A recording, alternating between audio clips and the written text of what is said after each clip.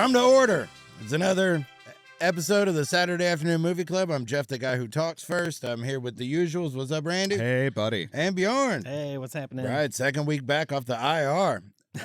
And we have a guest zoomed in. We're zooming in a guest. It's my brother. What's up, Troy?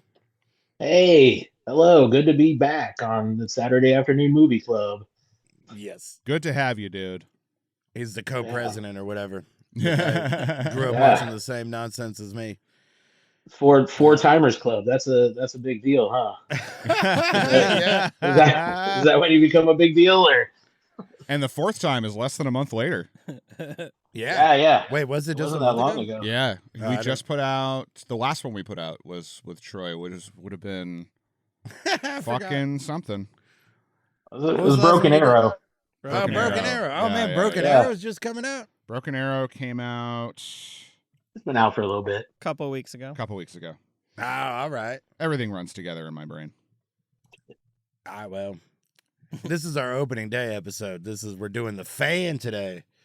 1996, The Fan. Robert DeNiro and Wesley Snipes. It's a baseball movie, and they didn't seem to start making bad ones until now.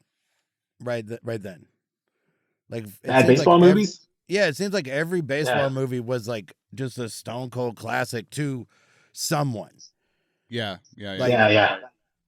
There are people who ride to the death for Rookie of the Year, and Yeah. and then there's The Natural and Field of Dreams and Bull Durham and Major League and Angels in Amen the out. Amen Out, Angels in the Outfield, Sandlot. The The Sandlot. Sandlot was out at this point, right? Yeah. I Yeah. mean, that's everyone's favorite baseball movie. Was If you were the Hardball right out? age when it came out. Yeah. It wasn't until this was the first one where it was just like kind of average. It also feels like this movie feels like it was made by somebody who doesn't really know baseball. I Oh, yeah, don't absolutely. know how much I agree with that. What? I believe you, but I believe that you believe that. There's a few elements you few- can point to. yeah. For There's sure. That are one unusual. huge element that I would point to that they fucking nailed that no one else would have thought about. That's Hmm. fair, but that could be an accident. People that know baseball know that they're not going to do that thing at the end in the rain and in the dark. No, that was And- they definitely did not know how to light that Right. stadium. That's for sure. And the all the baseball action was like close, like tight shots and stuff. So it wasn't really. So it was just like watching them run and not really. Didn't even have to really be on a baseball field, and a lot of that stuff just felt. Right. And they have It no feels like idea Tom- how many times the Giants and the Rockies play each other every season because God, every other shot at the ballpark was they're playing the Rockies. So Yeah, they're playing the That- Rockies, and also they seem to like the way that the whole thing is put together is they try and do a thing where it's like someone says something, and then the very next shot is it's obviously further progressing in the story, but it's like 7 innings later, and there's no indication that we've had 2.5 hours pass in the story. yeah. That is something somebody that understands baseball would do. You could check out for a while and come back, and it's all kind of the same. Yeah, but I have notes on that, but It's we'll good for get to that baseball games, eventually. but for movie making, it's a little Yeah, it it's makes bad it a little movie making. murky. Yeah. But yeah, I mean, we'll get further into that in a little bit. Right now is the first part. Like, anybody see anything recently? What was the last thing you saw that wasn't The Fan, Randy? I watched something yesterday. I don't know. We'll come back to you. I didn't mean to surprise you. Oh, no. I remember because I put it on very specifically. I fell asleep because I didn't sleep the day before. I watched the first half of Serial Mom. Oh, all right. It's been a very long time since I've seen it. And having a better understanding of what a John Waters movie is supposed to be, Yeah. that movie fucking rips. It's so good. Yeah. I remember when it came. Like, I saw it when it came out and did not know what a John Waters movie was. Yeah. So it just weirder than the trailer made it seem. A very fun early Matthew Lillard. But it's also it was like the first John Waters movie that seemed to be pitched as if it was just a movie. It's very close to a very straightforward movie. Yeah.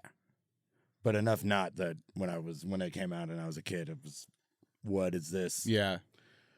What is it? So, but you've seen it before, you like it? I've seen it several. I remember My mom rented it from Blockbuster at one point to watch with me, and she's like, someone recommended that we watch this, said it was fun, and about 20 minutes in, she's like, I'm going to let you finish, but we should not have rented this movie. No, It's the wrong kind of cereal. Yeah. That movie is actually what taught me what a serial killer was. And it's Finally learned the distinction. Yeah.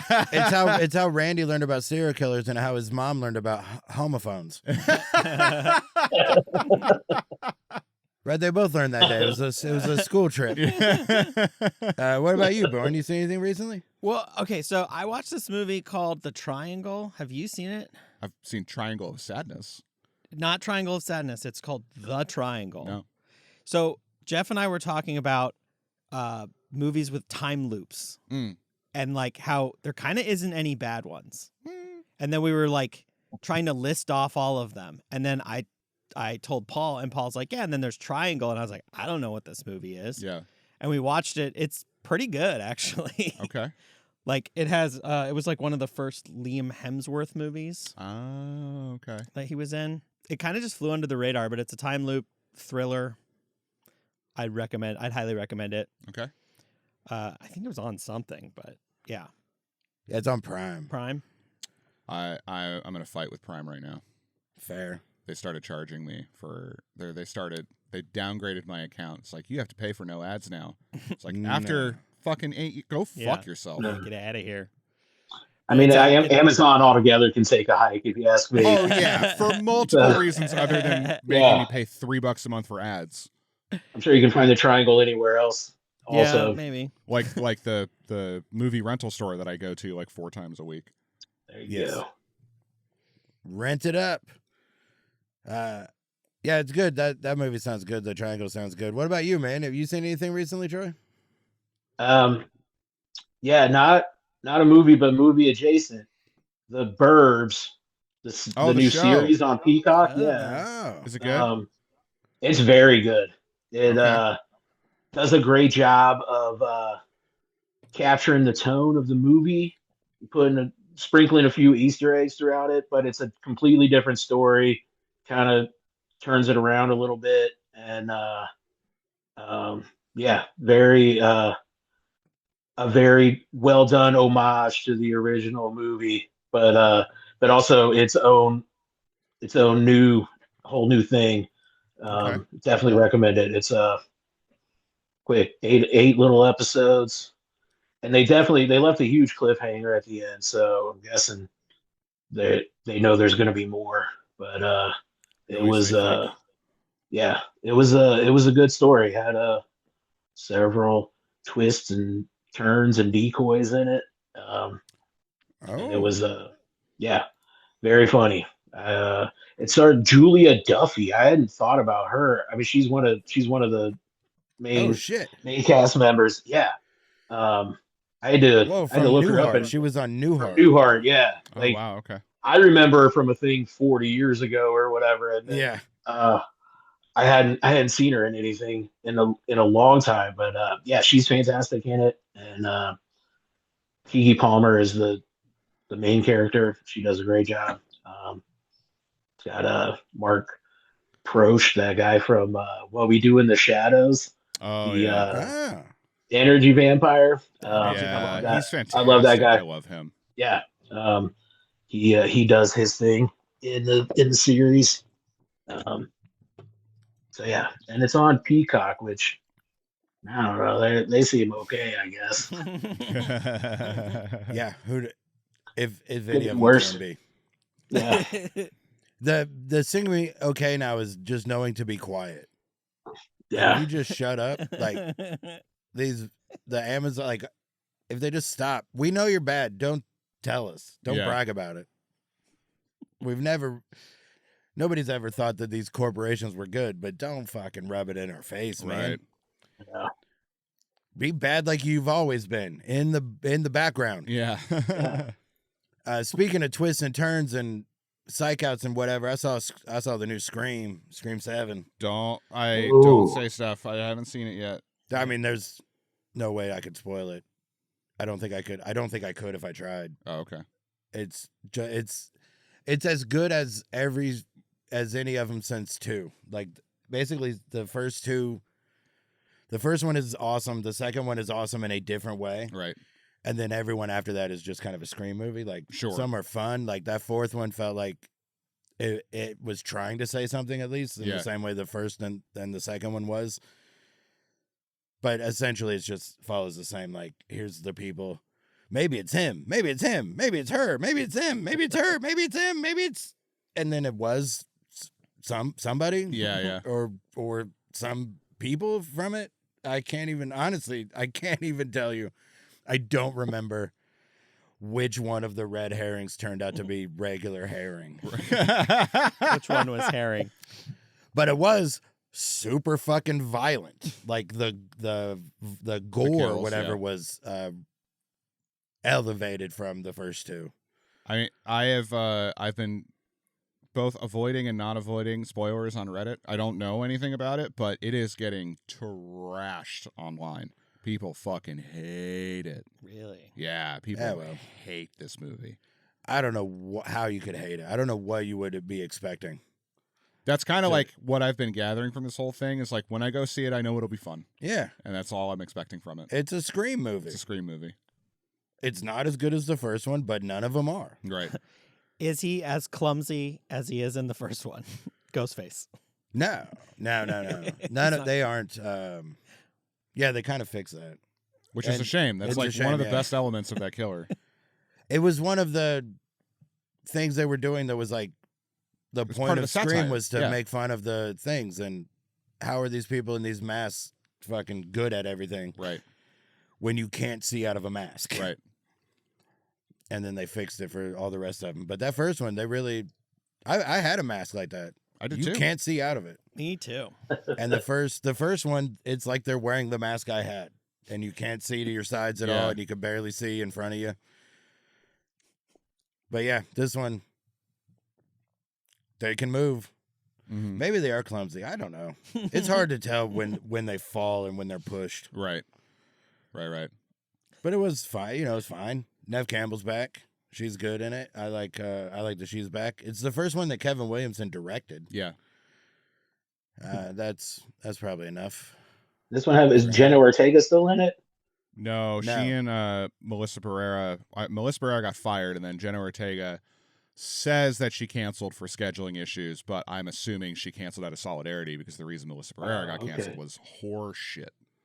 Yeah. So, she was.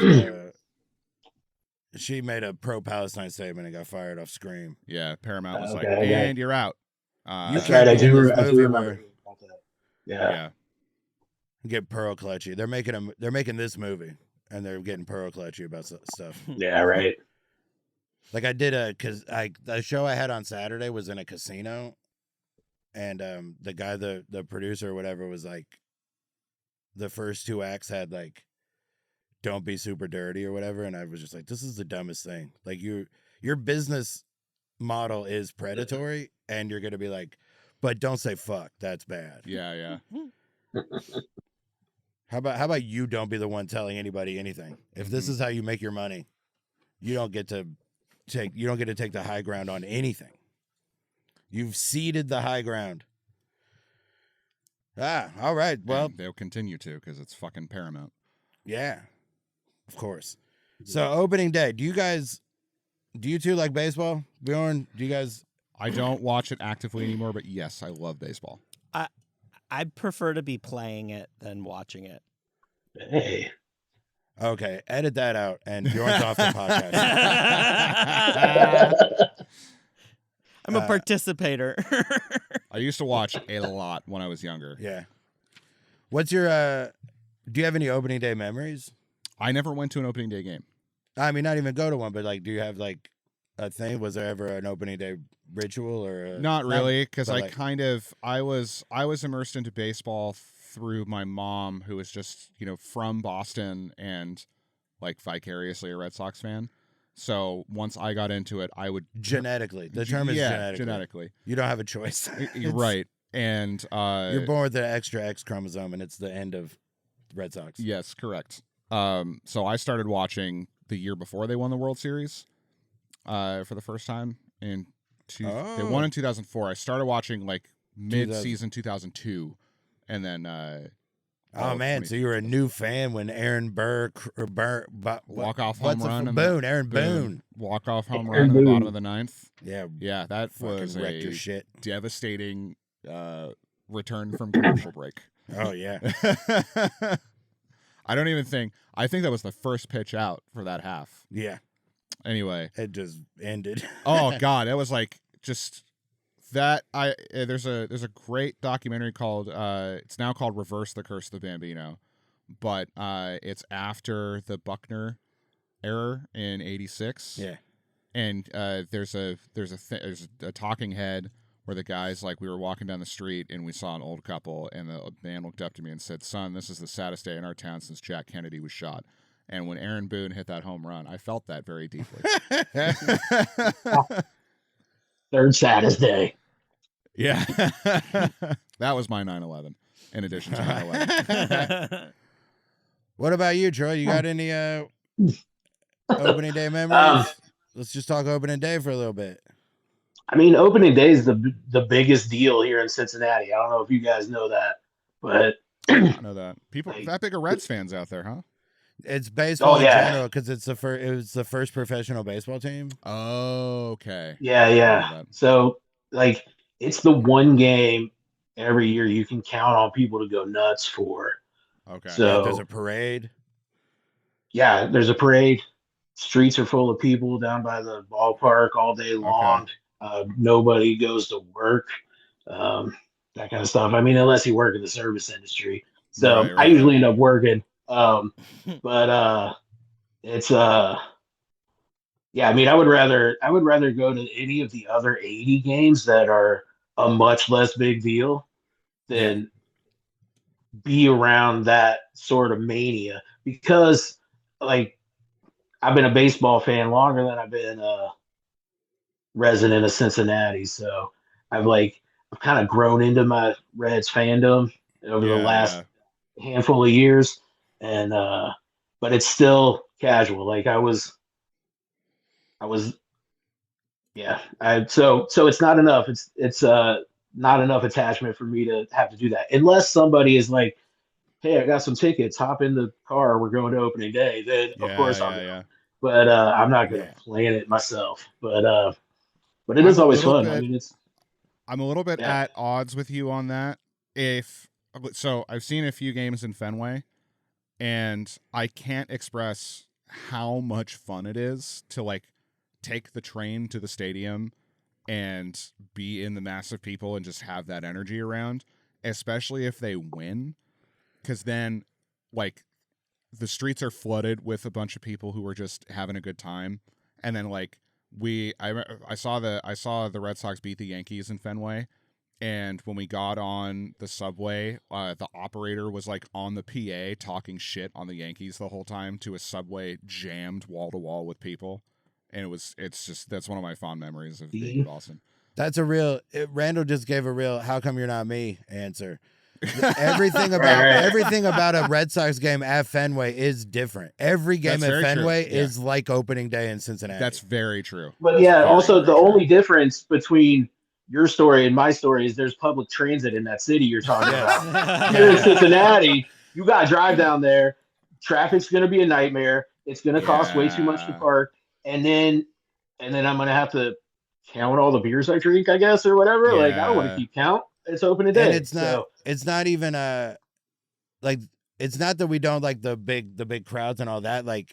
Opening day it's according to the calendar, it's a big game. We've gone to actual big games before, and those are fun as shit. I'll go to a playoff game. If they make the playoffs, I'll be there. Sure. I love being in that atmosphere. That's so great. Yeah. And I used to get tickets for the second game of the season. Okay. Because those were always a lot cheaper. And it still ended up with me being at the technically opening day game more than once, because the opening day is the end of March. So sometimes it would just get rained out. Right. You don't always get it in. Right. And then that game gets made up. So everybody that paid the premium for the opening day ticket, they just get to go back to that game whenever it's replayed. Right. But my $5 ticket for the bleachers on game 2 now becomes opening day. Mm-hmm. I saw Johnny Cueto's start. Like we went to that game. Oh, yeah. Did you go to that game? Yeah, it was the first time he ever pitched. That was like And it was- second or third game of the season, I think. Yeah, Um, yeah. He pitched 5 perfect innings, Damn. and then gave up some hits or whatever. Like it was like That's impressive. Though. we were impressed for it was a rookie. We had high hopes. I mean, Johnny Cueto continued to impress for a long Yes. time, but yeah, that was the first time his major league debut was just as impressive. One of his most impressive outings. You know what's funny Almost is opening day. when you think about what that means, like if someone's out there pitching a no-hitter for half a game, it's funny that will be like for most spectators the most boring fucking game that you could ever watch. But as a true fan, you're like, this is the best thing I've ever watched. Yeah. I know you got to realize sometimes it's exciting when nothing happens. Yeah. That guy keeps making nothing happen, then the stakes get higher each time. Yeah. It gets more exciting. Every batter, every pitch. That's what I mean. Baseball. That's what makes baseball awesome. Like seven innings of nothing happen is like the most tension you'll ever feel in a stadium. It's also something's happening. The thing that's happening is he's shutting them down. Yeah. But it's the same way that like so many people are bad at poker because they don't realize the folding is also a thing. play. It's a play. You sometimes you have to. Sometimes it's the only move. Yeah. It's about winning the thing, not this instant. Yeah, absolutely. I remember I've worked so many opening days, like at restaurants downtown and at Rock Bottom. There was that opening day where Dimitri Young hit 3 home runs. Yeah. And for the Tigers, and everybody was like, they had all the things on ESPN the next day were like, he's on pace for 475 home runs this season. Like just those gags. Man, I love Cincinnati also got fucked recently. Like baseball itself has, for a sport that's based almost entirely on tradition, the fact that they did this, like that's their main selling point is longevity. And the fact that they did this is so runs counter to what baseball is. But for the longest time, until the last like maybe decade or so, the first pitch of the season was always in Cincinnati. Oh, okay. Then they moved the first game of the season to, and it was always on a Monday. And so their game was, Eastern time zone, and it would start first. So opening day in Cincinnati, the first pitch would be like at noon, and then all the other day games would start at 12:15. Then they moved the first game of the season to Sunday night baseball for TV, and it stopped being in Cincinnati. Now the first games are like in fucking Japan or something. Like the fact that they took that from Cincinnati is very. I would be annoyed at this even if I wasn't from Cincinnati. Like, so Japanese baseball counts for MLB? No. They play games in Japan. They send 2 teams to Japan to play a series. Okay, gotcha. The Dodgers, like, are they doing it in Japan again this year? Or? I don't know if they're. I don't know, but that's how they would do it, right? Like they would, would be like a 2-game series in Tokyo, and then they would come back, and there would still be like that would be happening while spring training games. I was going to say, it seems like that would be like 2 to 3 weeks before or during spring training. But they would count as actual games; they weren't exhibition games. Really? Yeah, that's crazy. I know. Baseball's just flailing, and they're starting to do. They got a new thing this year with the you can challenge balls and strikes. Yeah. But only the catcher, the pitcher, or the hitter could do it. And you can lose 2. You have 2 to lose. But if you get it right, you keep them. And this is gonna be a nightmare. That's gonna turn a 3-hour game into a 6-hour game. They're undoing everything they've done to speed it up. Yeah. Especially if they start introducing like playback. Yeah, well they're not gonna the other thing they did is they've taken the K zone off. Like that's not going to be on the screen anymore. Oh, come on. So that I like it better but with this, like now you won't see it, but that's all they'll do. Like if you challenge the thing, it's not going to take as long as a replay because it's a computer. Sure. So they'll just that was a ball, and then the answer just comes up. Okay. They don't have to watch it and see, and like there's no more human element to that if you challenge it. And that's frustrating. And it also does things like, if this is the way it was, like Greg Maddux isn't a Hall of Famer. I was gonna say it undoes a lot of accomplishments. Yeah, if he had to pitch like that, like Greg Maddux was great at essentially convincing incrementally over the course of a game. He would subconsciously convince the home plate umpire that the strike zone was bigger. He would just slowly move. It was so precise that he would hit the edges and then slowly move it out. But imperceptibly, you wouldn't realize it was in a slightly different spot than the last one you called a strike, but he could stretch it and play with it. But now if you can challenge it, if Greg Maddux has to throw it in the strike zone, if Jamie Moyer had to throw it in the strike zone, those guys they're less good. Mm-hmm. Jamie Moyer pitched for like 25 years, but he threw 80 miles an hour. So if he had to throw it in the strike zone for it to be a strike, I could hit him. Mm-hmm. But he would play with the edges and give people, like, that's part of it. There should be, they're taking the human element out, and that sucks. Now we should, so that's my opening day stuff. It's always great. I can't wait for this one. I got to remember I fucked up last year, didn't sign my T-Mobile extra innings package in. Oh, yeah. So I have to remember to do that. Right now, this is my reminder. This is your reminder to yourself. Well, it's funny. Like, baseball's been coming up in conversation a little bit more at home because Portland's trying to get a team and build a stadium. And I'm like, there's a lot you could make arguments either way for that, but for me, it's like, well, if they get a stadium in their American League, then I'll be able to go see the Red Sox when they come to town. That'll be super fucking fun. Yeah, I mean, you'll be able to. It doesn't matter anymore. You'll be able to see the Red, like it could be a National League team and the Red Sox will still come to town sometimes. Every team plays every team now. Yeah, but so it would be every other year. Like, every other year, unless it would be the visitor. Right. Sometimes there's like a division, like the way they do in football, where there's a specific interleague division that you would play a home and home against, and then the rest of the time you would play a few games in Minnesota, and then the next year Minnesota would come to your place. Sure. So worst case, the Red Sox will come to town every other year. Okay. At least once. That's worst case. Best case, because they wouldn't be in the same division, so it would be 2 times. If it was an American League team, the Red Sox would play 2 or 3 series in Portland. Yeah. Right? Would it be at least 2 times they would come? Yeah.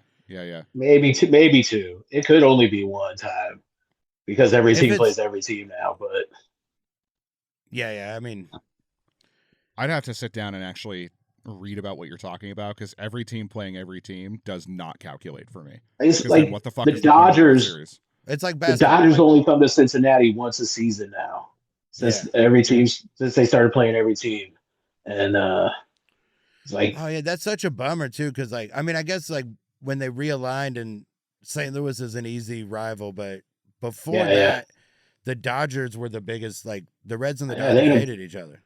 Long-standing rivalry, and same like they hardly ever play the Braves anymore, and historically, they were rival teams, and it's kind of a bummer too. But all right, well, I'm bummed. No, don't be bummed. It's good. I know. You'll still be able to see them. And also, it stays the same, but there's all kinds of baseball. I would also just go see baseball. Yeah, baseball's fun to. Yeah, I know. It's a fun hang, and it's a pretty low cover charge for. Because also baseball is one of the ones where the cheapest seats are probably the best angle to watch a baseball game. Yeah, you can see the whole thing. Yeah, if you're like on first or third baseline, you can't see anything. It's way too expensive. There's probably in a 15,000 seat stadium, there's probably like 500 like really good ground level seats, and everything else is basically the same. Yeah, it's nice. I prefer to sit high up in a baseball game. Yeah. To get the whole scope. So I would be down for a baseball team in Portland. Super into that if that happens. Absolutely happens. Cool name. Get a cool name. Mm-hmm. The Bridges. That's not bad. The It's not bad. Bridges. That's a good name. Yeah. Yeah, I mean, it's either gonna be that or airport carpet. Yeah. What I'm at some point this season we should go up to Seattle and catch a Mariners Yeah, game. fuck I'd yeah. be way into that. It's been a Let's do very it. long time since I've seen a baseball game. I haven't been to a game. I haven't been to a game at this Seattle stadium. We've been to the Kingdom a bunch of times, but that was when we were kids. Mm-hmm. But yeah, I'm trying to. The last baseball game I went to, I think, was that one where I left early, and fucking Blake Snell threw a no hitter. Oh yeah. Against the Reds. But I Yeah, that was the last seventh baseball game inning. you went to. Wow. I mean, there might have been one last year. No, I just can't remember. That's the one I remember.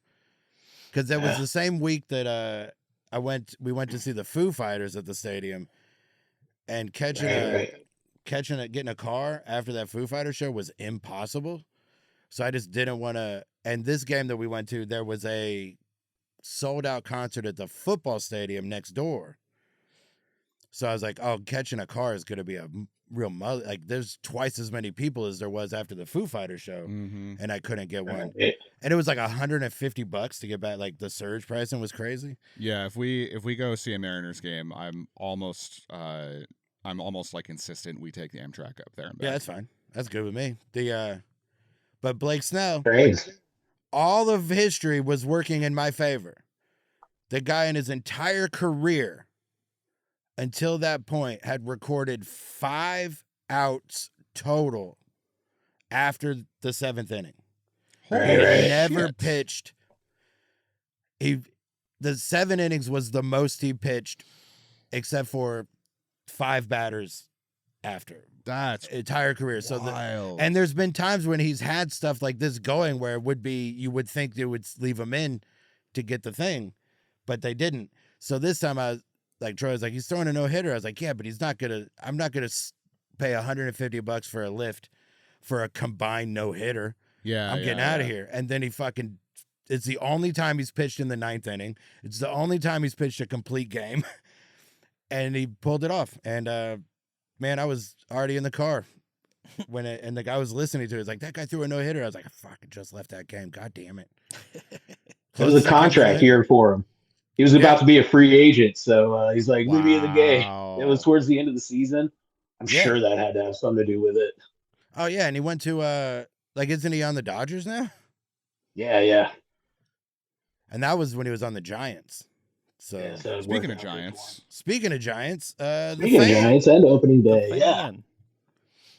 Right, we're going to talk about the Fan. It was, let's put it in context real quick.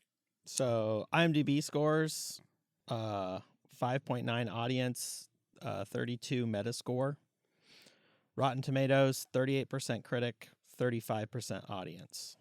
Oh, that's right around. That's pretty close. So you have let's see. Did Roger Ebert review this? Let me look. I have it right here. No, he didn't. He didn't review it. Roger Ebert did not review this movie. And then when did this come out? 1996. August 16th. Starring Robert De Niro and Wesley Snipes. Yeah, but let's catch that top 10 from that week. Yeah. What's that Box Office Mojo top 10? So top 10, Tin Cup was number 1. Yeah, all right. And it had come out that day, same day. Okay. Number 2 was Jack. All right. Robin Williams. Yeah. Sure. Number 3, A Time to Kill. Okay. Oh, hell yeah. All right. And then number 4, The Fan. All right. Okay. Then number 5 was Independence Day. It had been out for a while. Yeah, that was up there for a while. Escape from LA after that. And Matilda. Number 7. Number 8 was Alaska. That also came out that day.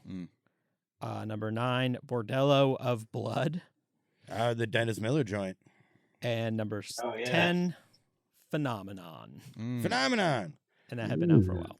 Right? The fucking John Travolta. Eric Clapton song. Yeah. John Travolta, Eric Clapton song. Double feature. And that's got I forgot who plays the lady. Kira Sedgwick? Yeah, sure. I don't know. Right, so 2 sports movies. Mm-hmm. Tony Scott directed this. Mm-hmm. It's Robert De Niro, Wesley Snipes, Ellen Barkin, John Leguizamo, Benicio del Toro, Dan Butler, Bulldog from Frasier, Kurt Fuller from Wayne's World and Psych. So many, but only one real baseball player, John Kruk. Who do you play? He was just on the team. Oh, okay. Just one of the guys on the Giants. It'd be weird if he was like, he was the he was the detective. Yeah. There's one baseball player in it, but he's not playing baseball. He's the announcer. He had one line. He's like, we all get to wear his number now. And that was it. Oh, that guy. Yeah. He's an actual baseball player and the only one in the movie. Okay. I saw him once. Well, he played for the Phillies for a long time. And when I lived in Philadelphia, I was on 76 driving back towards where I lived. And I see this little car next to me, and the license plate say Kruk 1. And I was like, oh, man, look, this guy loves John Kruk. These fucking Philly guys are crazy. And then I ended up right next to him, and it was John Kruk. So that was my celebrity sighting. This movie does happen to star, star's the wrong word, but for a movie where the guy, like this, Robert De Niro kills one person in this movie, and that is the same number of people one of the actors killed in real life. There's a murderer in this cast, Michael Chase. Oh, right. Michael Chase. Right, he was from The Shield. And about 10 years ago, he went to prison for killing his wife. He's a murderer. Which one was he? He played Scalper. That's Scalper. Yeah. Okay. So real murder. I wonder if this is too early. 96. That's 20 years before he went to prison for it. And also, funny, though, I'm sure you guys was like, listen, if you need some tips. Did you catch Jack Black in the movie? Oh yeah. Like, if you blink, you'll miss it, but it's right at the top. Right. And he never shows up again. Yeah. This movie does have for a movie that's not great, it does have a few real groundbreaking things. First of all, I don't think I've ever seen a movie start with a 3-minute poem recitation. Yeah. It just feels like he's reading it to a class. Like it doesn't even seem like he's performing it. Right. He's just reading this poem over a voiceover over top of what it just appears to be Ken Burns B-roll. Yeah. And then, in case you didn't have enough clues that this is a movie where two actors are playing guys they've basically already played. Mm-hmm. As soon as that poem's over and they throw the title card up, it cuts to Robert De Niro and a Rolling Stone song. Yep. Right, a lot of Rolling Stones in this movie. Right, because Tony Scorsese was taking a shot on this one. He's just trying to make a Scorsese movie, this guy. What if Taxi Driver wanted to kill the guy from Major League? What if what if those two movies crossed over? And then here's another thing that I don't think we've ever seen before and will never see again, a fast-paced montage of knives being sold. There was a knife salesman montage. There was quite a bit of, like, and even after the fast-paced knife selling bits, they did more knife selling scenes that did nothing for the story or the character. Yeah.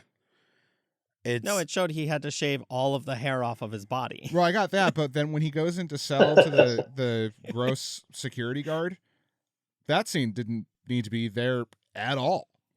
There's a lot, like, they don't really need to show that much of his job. No, we know that a door-to-door knife salesman is probably not going to be very successful. But it's like his name's on the company too. Like they do try to add stuff to it. Like his dad was one of the founders or whatever. Yeah. And apparently he's not good at it because the stuff they sell sucks. All of this shit is not necessary. Like we already know he's unstable before you even know about the job. Yeah. Like all of that, like it's shown. We know enough about him that he's crazy. And I guess it's just a lot to. There's just it's just Chekhov's knives or whatever. Just to, yeah. This is why he has so many knives on him at all times. Yeah, that way we're not shocked. How did he get a knife? He's a knife guy. If you ever known a knife guy, you don't question and how they got a knife. They just Also, always can have we talk a about couple. how Yeah. the knife guy, even outside of him trying to sell stuff, would make knife puns Yeah. in Yeah. conversation. Hey, he's a knife guy. His dad started the company. He grew up around him. He's a knife guy. He's a knife guy. But somehow he lost enough control of the company that they couldn't have products of the quality he was after. Yeah, yeah.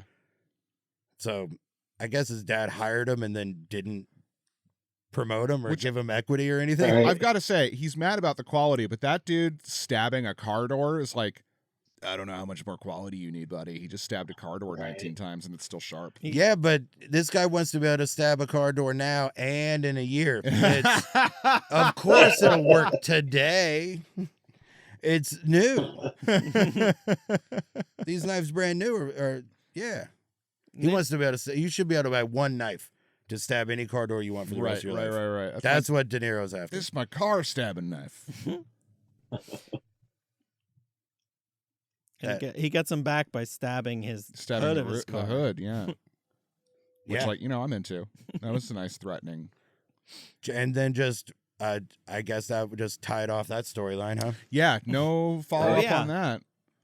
No, Or like his job. I guess he loses his apartment. That's why he moves into where he throws knives at bugs. Right. Oh, That was pretty cool, though. That was badass. I mean, he's good at it. He's very good at it. He's good at that knife. Chekhov's I'm good at knives comes up later. Just putting this out there. Yeah, I mean, the first time it comes up later, there's not really a whole lot of accuracy that he needs. He's not throwing it, between someone's eyes from 30 feet away. He just in the thigh. Yeah, but we have to know that he's good at it. Yeah, for sure. That way we know that that's exactly what he meant to hit. Yeah, right. You don't want us to think it was at random or on accident. He knows what he's doing. You see what he did to the door? Somehow Wesley Snipes plays a baseball player in another movie and still does not really look like he knows how to play baseball. Yeah. And they don't do the thing that Major League did to fix it and just have him in slow motion all the time. Like because Major League played into it and he wasn't a good hitter. But now he's got the same swing in this one, but now he is a good hitter. But it's the same dog shit, not like bad form. Like he's not a good, and he's also not a very good basketball player. He just has swagger. Like he can do the swagger of a professional athlete. He's got the attitude of one. Well, also like one of the things I noticed was the whole ending setup with the inside the park home run. I'm like, I've seen that happen one time. And that guy was running faster than I have seen anybody, including an Olympian, run. And Wesley Snipes is just kind of jogging around the plate or the diamond to get this inside the park. It's like, you could put a little hustle there and make it look real. They should have put it in slow motion. That's what they did in Major League when he would do, like when he scores from second at the end, it's slow motion. Yeah. So that you can't tell that he's not good at this. Yeah. Maybe they could have sped it up just a little bit. Oh yeah. But Yeah. I mean, they did say do that. It was dark and raining, and so they mentioned the outfielder was having trouble getting a hold of the ball. So that buys him a little bit of time. But Speaking of you're dark right. and rainy, no night game in the history of baseball is like lit with 1/8 of the lights in the stadium. Right. No. Yeah, that game's called. They call that game. They had that lit for a movie, not for a baseball game. Right, That's which not like what I baseball appreciate it. stadiums look like. It Yeah. was pretty, but a night game Shooting looks on like the- a day game On the shot when you're in side. the stadium. Yeah.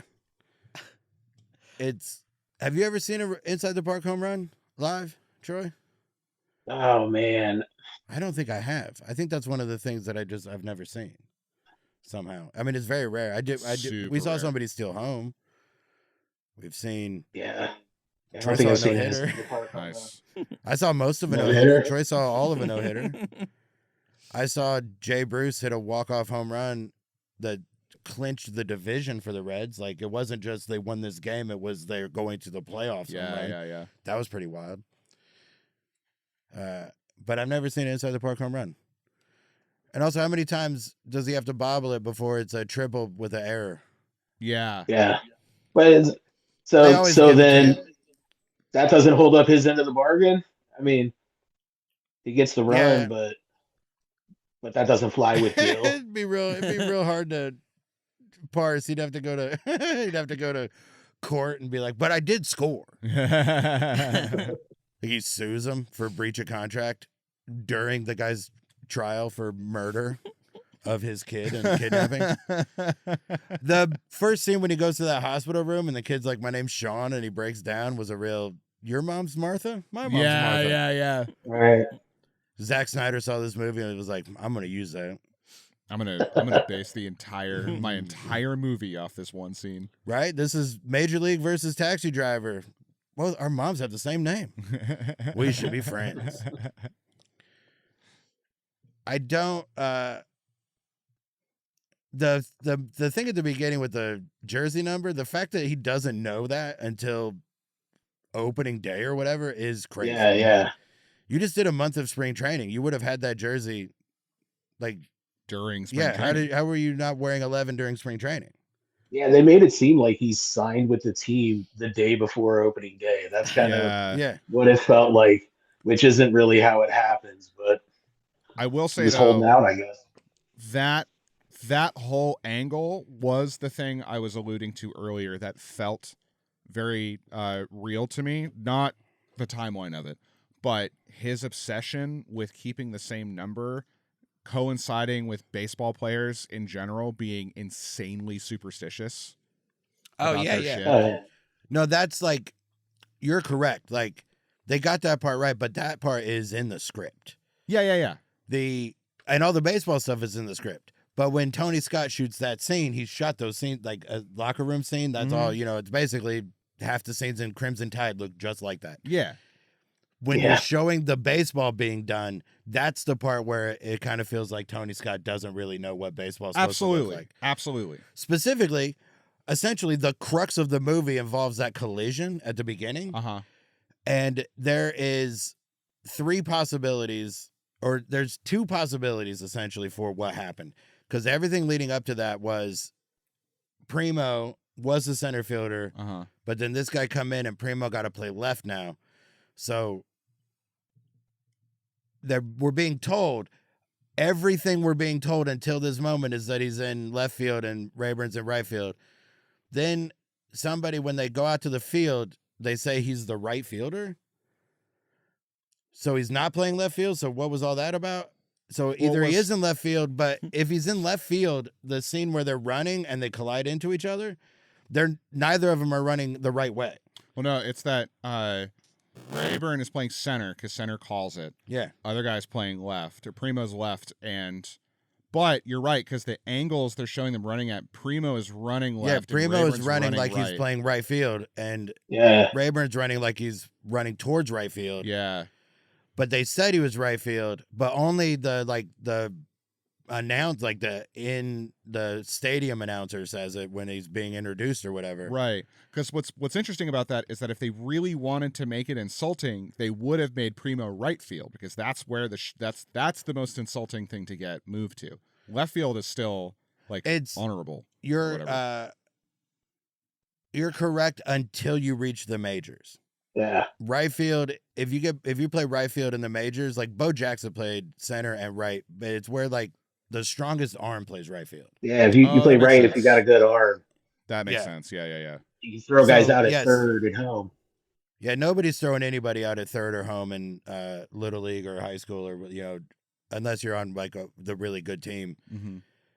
But the fact that it is a bummer that, because A-Rod, when A-Rod joined the Yankees, he was a shortstop his whole career. But then when he joins the Yankees, he plays third base because Jeter was already there playing shortstop. Mm-hmm.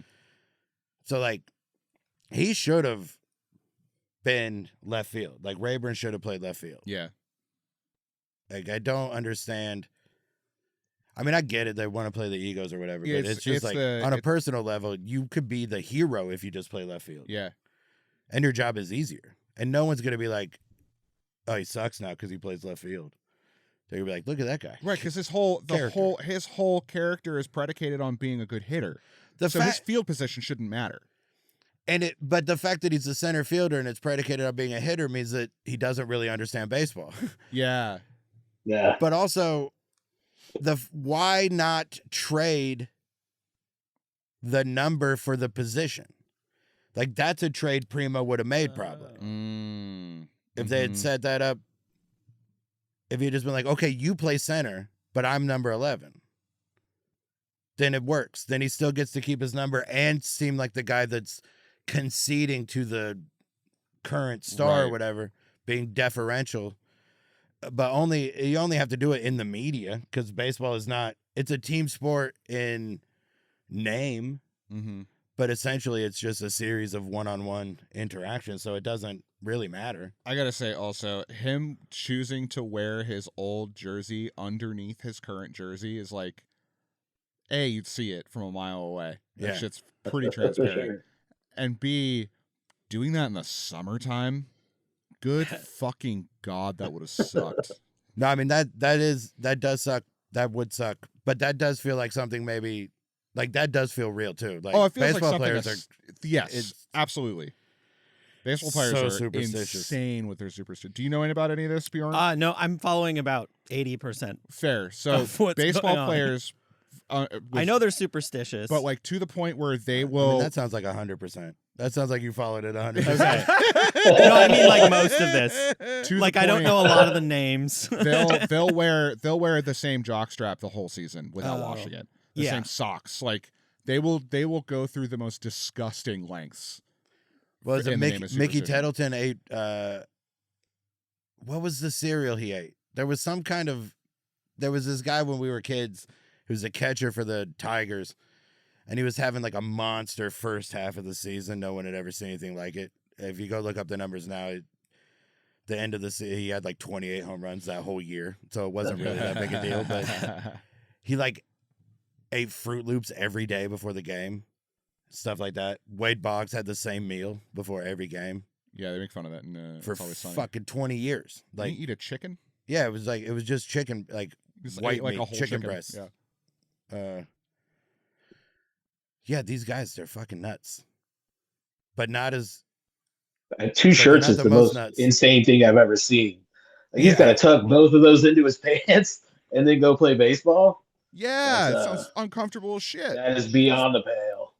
Do you think if they remade it, he would wear the jersey underneath? Yes. Oh yeah. Or do you think that the full on like legit on field jersey is part of the superstition? I think what might happen is they would up the ante a little bit in that he'd put the actual jersey on, and then someone would spot that you could see it from underneath the other one, and he'd put on a shirt on top of that, and then his jersey. All right. And then maybe add a scene where like he gets heat exhaustion. All right, so he should put on 33 and then put on a jersey that just doesn't have anything on the back. Yeah. A second like jersey, but a jersey. blank jersey. Yeah. And then the third jersey of his, I guess 33 is the number the other he way has to around. wear. Yeah, 11. So 11 blank 33. Yeah. All right, that's reasonable. Yeah. That's how you deal with it. Yep. that's how you fucking handle your superstition. Just have a third jersey, man. He could have just got himself branded like Primo did. Like, yeah, that's not crazy at all. No, not even a little. I could also see that happening. I could see a baseball player doing that. getting it branded on their arm. Yeah, 100%. for sure. Probably. I mean, probably a tattoo, maybe not a brand. No, baseball players are dumb, man. And a lot of them are fucking like. And they had to have something they've already. Let's just say they already brand. They know how to brand things. So here's the first legitimate spoiler for listeners. So he cuts off Primo's brand. Yeah. Yeah. And then puts it in Rayburn's freezer. Yeah. Thinking no one will find this until I need them to. Fucking what? How do you know he's not going to open that up that night? No, he does it when he abducts his child. Which is the same night. Right? The night that they meet at his house is the night he abducts his child. Because he steals the car and his kid. right? So he's not gonna find his kid missing and then be like, well, let me get a popsicle and think about this. Yeah. So he did kind of have him like he definitely had some time before he's going for the freezer once he figured out what was going on. So he I got mean, to even if he wanted a popsicle, he was distracted, so he's probably not scoping out the whole. Nah, He's Find my just- kid and then get this popsicle in line. Shove Yeah, it to the He's side. zeroed in on the popsicles. He's not like, I wonder what's in this bag. Oh my god! Hey, what is this? I don't know what's in here. right. Elvira, what are you putting in the freezer? Did you catch that? That was his housekeeper's name is Elvira. I Oh, did yeah, not catch someone- that. Giddy up! Yeah. This movie's fun and dumb. I loved it. I loved this. It was so much. Robert De Niro and Wesley Snipes both like still care that they're doing a dog shit movie. You know, it still feels very fun. Tony Scott directed the hell out of it. The scenes aren't baseball accurate, but they still look nice. Yeah. You They're know? Tony So- Scott accurate to a T. Like this is Exactly. his milieu This for movie sure. is And I- fucking Tony Scott.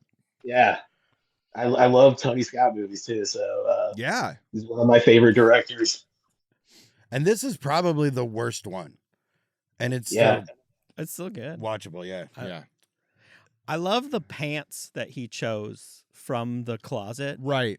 Those like, I don't know, those like They look like parachute parachute pants. pants. Yeah, they look like MC Hammer pants. like MC Hammer pants. He's like, yeah, I'm gonna get those. Those look good. I'll pair it with this Right. red windbreaker. and then this jersey that I'm gonna And steal and a turtle. His lucky jersey, his under jersey.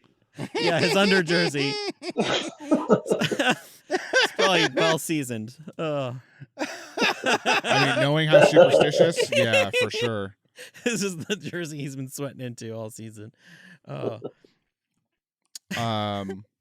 Oh, can we talk about real quick how there's actually two things. How Rayburn's manager is just there all the fucking time. Yeah. It's a Another- very much Yeah. we grew up together. Now you're my manager thing. Yeah, but then also And he's not very good. he's not good at it. And I mean, $40 million is not a lot. yeah. It's like That's not a huge amount for a baseball player. They just keep got- saying it. They don't say like how long his contract is or anything. Yeah, or- yeah. They just keep saying $40 million, and that's it. If it was for one season, sure. That's a fairly big number. But in 1996, it was probably for 7. yeah. yeah, And that yeah, would make right, him something one like of that. that would make him probably the highest paid player in baseball. Yeah.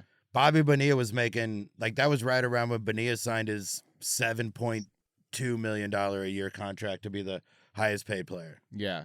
Sandberg had just signed that $7 million a year Yeah, to be like at that time he was the highest paid player in baseball. Then Bonilla beat it. So this 40 million, 7 like there he would sign now for a year. Like that guy, a guy that I've never even heard of, just signed with the Dodgers for $40 million a year. Mhm. yeah. Kyle Tucker, I think. Sure. Yeah, he had 260 last year.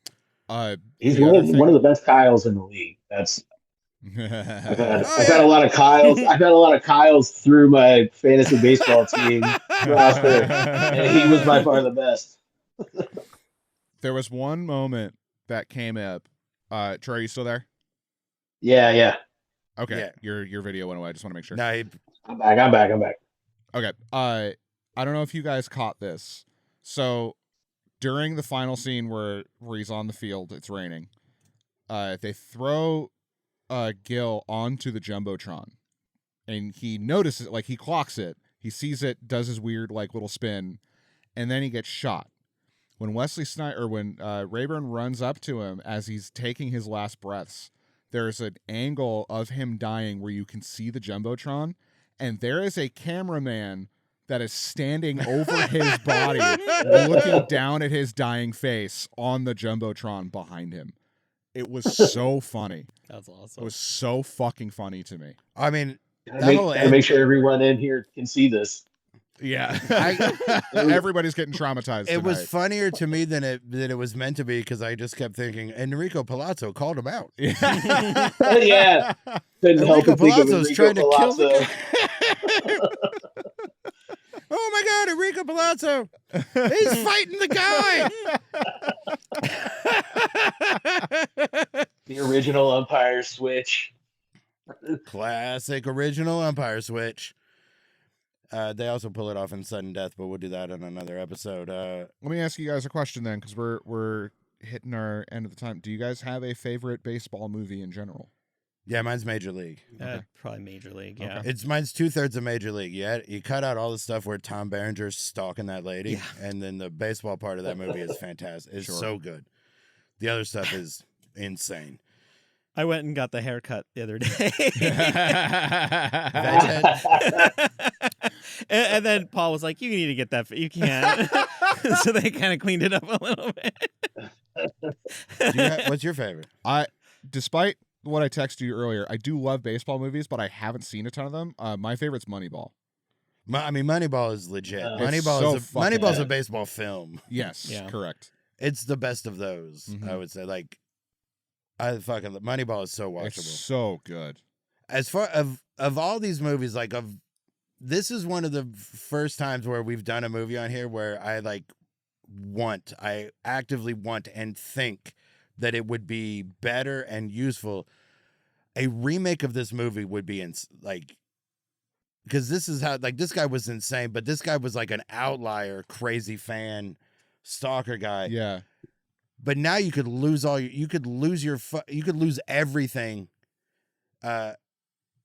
You could go to the bathroom with your phone and FanDuel and lose your whole life Yeah. because Bobby Rayburn doesn't hit a home run and you gambled on it. Like, the stakes are so much higher, and the number of people that are actively, constantly mad, like that mad and angry at athletes now is exponential. Yeah. And the shift, the landscape shift or whatever means that the version of the fan that is made now is and could only be better and scarier than that one. Like, that one was just 100%. that one was just like, what if there was a crazy guy? But now you can make the movie of, look at all these crazy people. Yeah. I would love for that to remake happen. of this would be cool.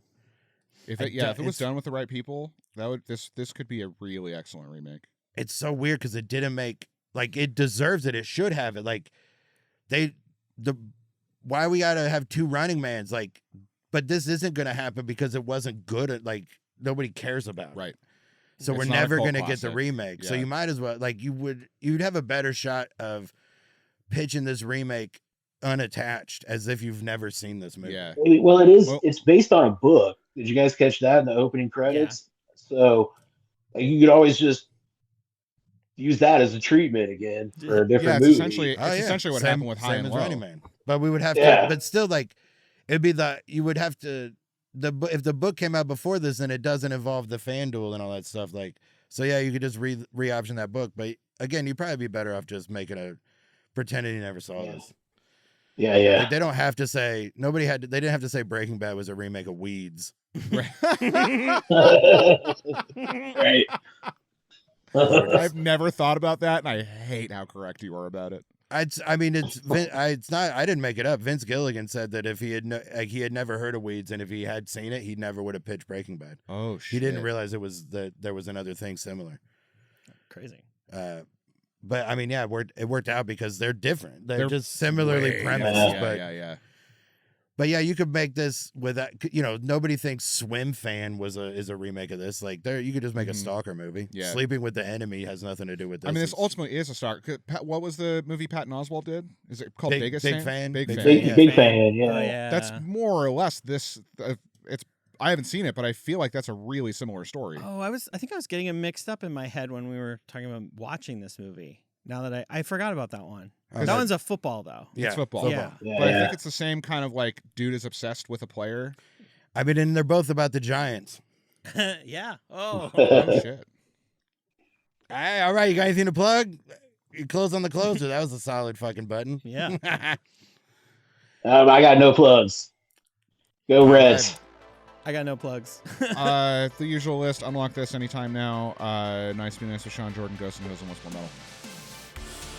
Fantastic. All right, I have. I will be. I don't know when this is coming out. Don't worry about it. We're gonna do the video. Yeah, we'll fix it. All right, thanks, man. That was The Fan. Happy opening day, everybody. Enjoy. Thanks, Troy. Enjoy the unofficial beginning of summer. Meeting adjourned.